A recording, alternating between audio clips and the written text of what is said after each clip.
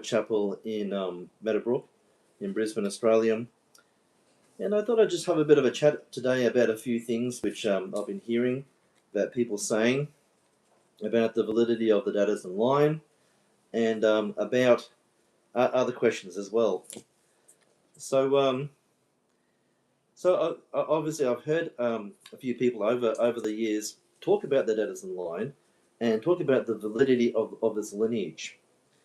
Now, I think there are a couple of things which are very, very important that need to be said straight away.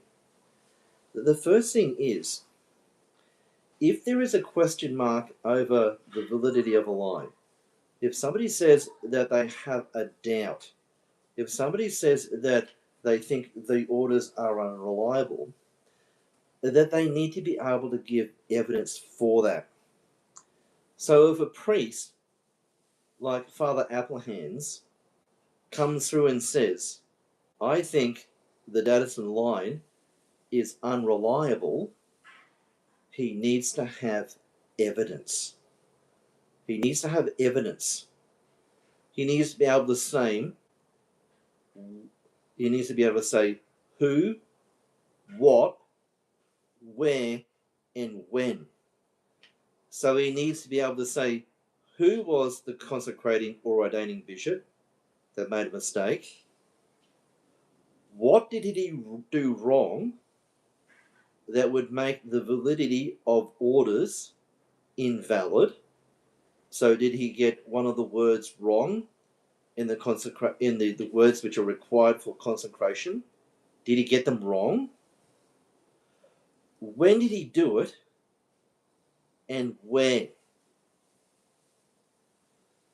So if a priest like Father Applehands or Father Palmer or Father Aldraca or Bishop Poverunas or Bishop Sanborn or any other priest or bishop, if they cannot give positive doubt, if they can't say precisely what is unreliable in the lineage, in the orders, if they can't say who, what, where, and when, then it's negative doubt. And negative doubt is not good enough. It is just simply not good enough. You need to be able to come through and say who, what, where, and when. You need to have positive doubt. Now, if they don't have that, and they make those kinds of statements, that's calumny. That's gossip. And particularly if it's coming from a priest or a bishop, that's malicious. That's wicked. That's sinful. Now, what makes me worried a little bit about this is that if their training has been that deficient, if their training at their seminary, particularly with the Holy Trinity Seminary, if their training has been that deficient that they are unable to understand basic sacramental theology on the validity of orders, if it's that deficient, obviously it really goes to show the reliability of their own training. And particularly if you're starting to speak about, say, Privationism, that is a position which the Catholic Church has never held. In fact, it goes against Pope Paul IV's document on ex cum apostolatus officio, paragraph 6, which basically says that a heretic cannot hold an office in the church. So, properly speaking, that when a cardinal is elected to the papacy, he is materially elected once he's formally accepted the papacy, he's Pope. And when he walks out onto that balcony and he greets the people, he's greeting the people as a Pope. He can't be materially elected Pope and not formally elected Pope. If he's a heretic, he just simply hasn't been elected. And that's what the Catholic Church has always taught. So if you're getting the sacramental theology on the validity of orders wrong, and if you're getting the basics of the election of a pope wrong, it really goes to show the unreliability of their training. So obviously there's a real question mark over their training, because probably speaking, as a Catholic, you can't get these things wrong. You can't get these things wrong. Now, Archbishop Took, when he consecrated Datessen, he knew what he was doing. He came through, and obviously he made a decision to consecrate him. Now, how do we know that Archbishop Took validly consecrated Datessen as a bishop? Because he said he did. How do we know that Datessen validly consecrated Sede a bishop? Because he said he did. How do we know that Sede validly consecrated Oliveras a bishop? Because he said he did. How do we know that Oliveras validly consecrated Gaston Lopez a bishop? Because he said he did. How do you know that Gaston Lopez validly consecrated Urbana a bishop? Because he said he did. How do we know that Urbana validly consecrated Adamson a bishop? Because he said he did.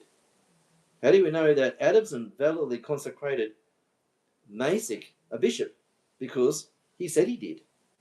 How do we know that Masick validly consecrated me a bishop? Because he said he did. And the bishop in these instances is the minister of the sacrament,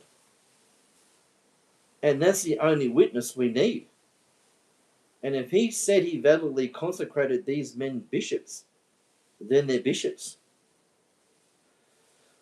And as I said many times before, that I had many conversations with Adamson about this subject, about the validity of the Datessen line. And he told me that all of these men were Catholics. They held to the true faith. That they weren't in heresy. They weren't teaching novelties like Sede Privationism, which is at best a novelty, and in these modern times is probably heretical. And it's got to be at least confusing the faithful. It's got to be confusing the faithful. And at a time of great confusion in the Catholic Church, the last thing we need is a rogue bishop teaching Sede Privationism. The last thing we need is rogue priests teaching Sede Privationism. We need them to be teaching the Catholic faith as the Catholic Church has taught through its councils, through its popes, for the last 2,000 years. The last 2,000 years. Sede Privationism confuses the Catholic people, is a novelty, and at worst, it's heretical. You cannot hold that position and be a Catholic. So if Father Aldrake and Father Palmer, if they say that the bishops of my lineage are unreliable, Well, what about yours? How reliable is yours? Because none of the bishops of my lineage taught heresy. They were Catholics. And if you hold a position different to that, then you've got to prove it. You've got to have the evidence. You need to have substantive evidence. Because if you don't, you're teaching your people calumny. And that's a mortal sin. And you're leading your soul and the souls of your people to hell. That's a mortal sin. So if you haven't got the evidence, don't say anything. Don't say anything. Now, the other thing which we need to keep in mind, and this is very, very important, that Dolores, Camona, Moisi, and Datessen were all consecrated bishops in about 18 months difference between Dolores and Datessen. And they were all consecrated by the same Archbishop, Archbishop Tulk. Now, Archbishop Tulk came through and he examined Dolores, Moisi, Camona, and Datessen. And he came through and he consecrated them all bishops. And there's about 18 months difference between the two. Between the four of them, I should say. Now, same Archbishop, same consecration, same preparation, different dates. So you can't argue on the one hand that Dolores, Camona, and Moisi are reliable and Datessen isn't.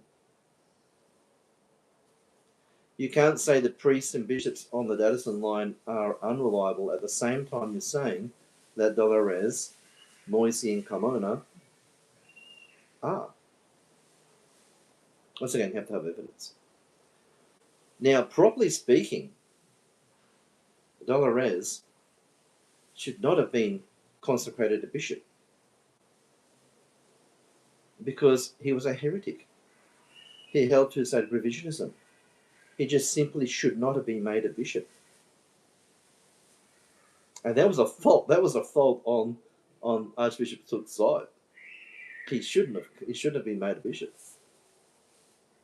As I said before, because he's making confusion amongst the faithful.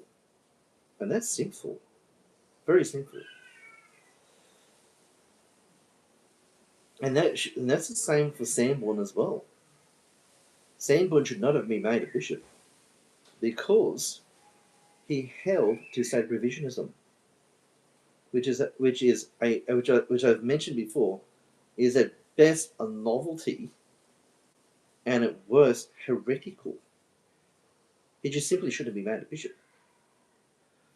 Now, there are a number of other things to keep in mind as well, because people talk about the priests and bishops on the Datessen line not going to a seminary. I really do need to remind people that a cone, which was set up by the Society of Pius X under Archbishop Lefebvre, is an heretical seminary. They teach heresy. That a Catholic cannot judge a pope. They just simply can't judge a pope. That as a Catholic, that if we have a validly reigning pope, so if you believe that Leo XIV is a validly reigning pope, now I've mentioned this many times before, you need to be in agreement with him. You need to submit to him. Hierarchical submission. Hierarchical subordination. So if you want to consecrate a bishop, you need to ask permission. And if the reigning pontiff says no, then you don't have a bishop. It's as simple as that. And obviously you need to be obedient to him as well. And when you're talking about hierarchical subordination, you need to be able to put your hierarchy, your seminaries, your administration, all your schools, monasteries, everything under the subordination of the reigning pope. You just can't set up a seminary without permission and run that and ordain people from that seminary. That's schism. That's a schismatic move. And I know all the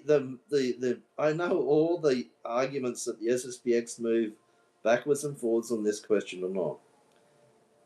But if you believe in hierarchical subordination, if you really believe that, then you need to put that all under the validly reigning pope.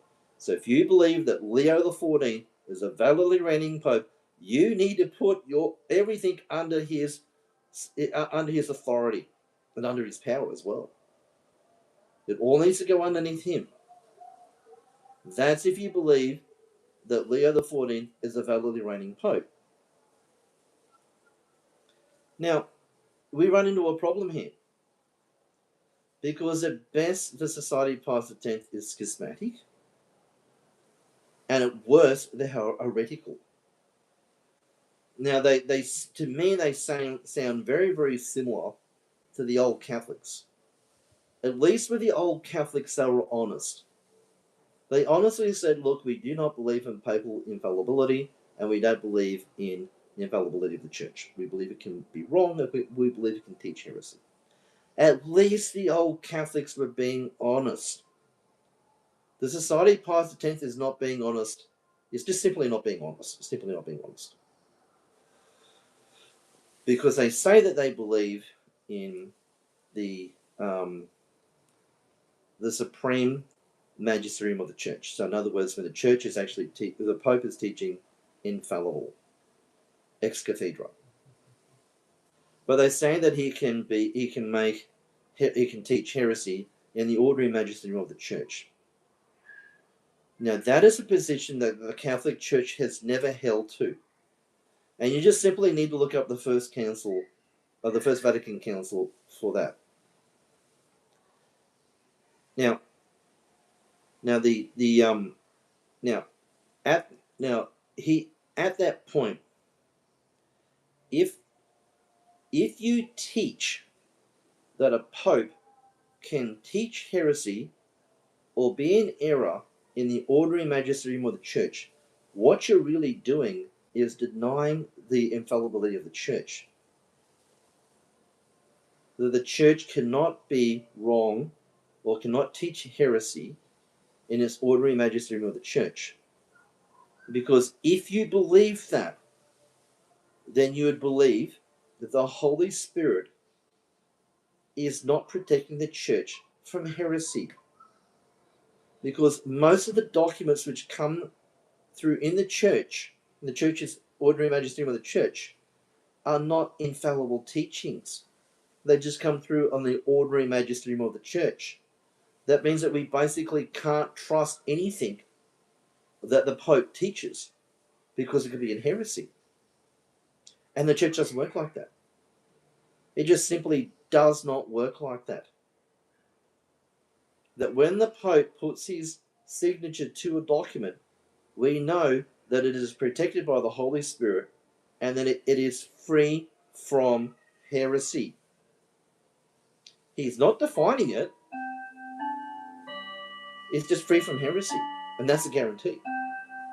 Because if that's not the case, it would actually mean that the gates of hell have prevailed against the church.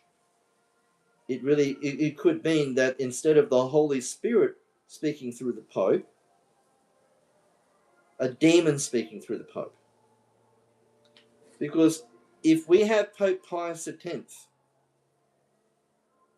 in his ordinary magisterium of the church, and we have Leo XIV in his ordinary magisterium of the church, if they're both popes,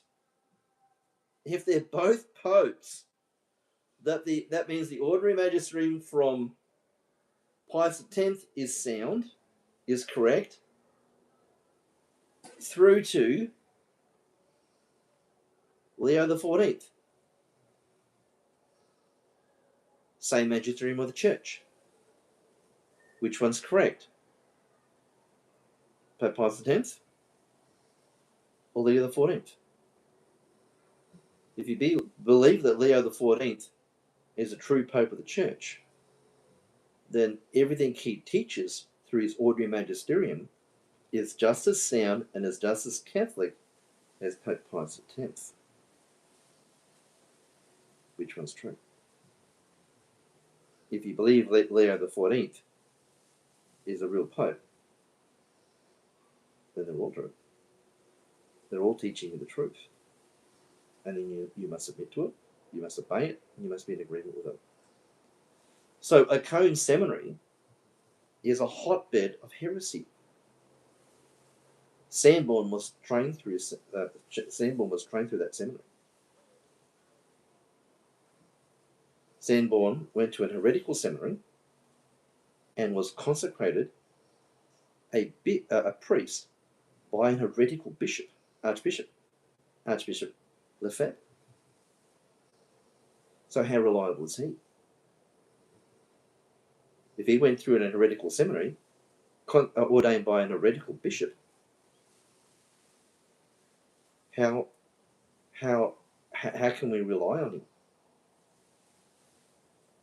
If he's getting the basic sacramental theology wrong, if he's teaching error about the validity of people's orders, how can we trust him? And how can we trust any of his priests to be teaching the truth? How can we trust him? We can't. We just simply can't. And if they're teaching, say, Privationism, which to me just sounds like a spin-off from what the Society of Pius X are teaching anyway, how reliable are they? How reliable are they?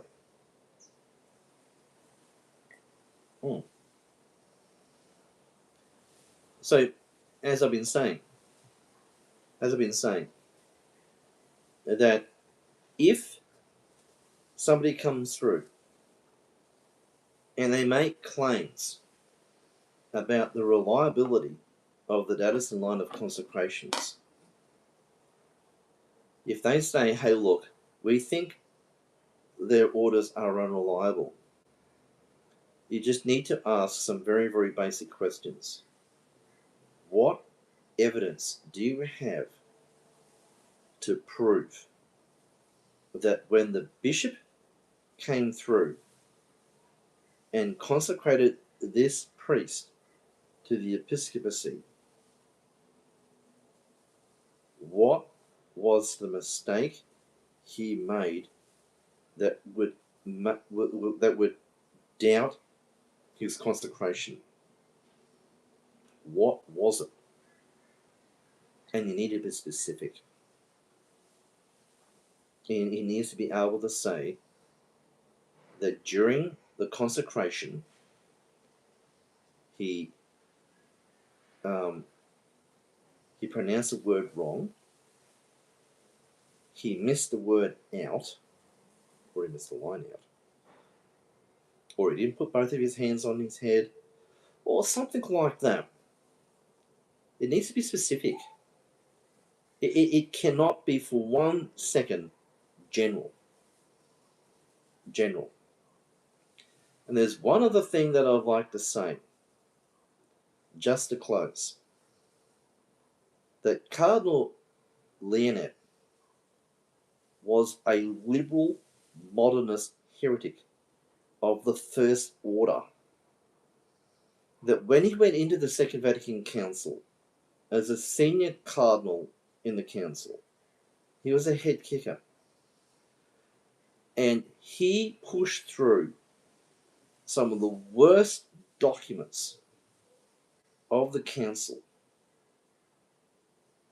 serious matter. This is a very, very serious matter, what I'm about to say here. Archbishop Lefebvre was ordained and consecrated by Cardinal Leonet,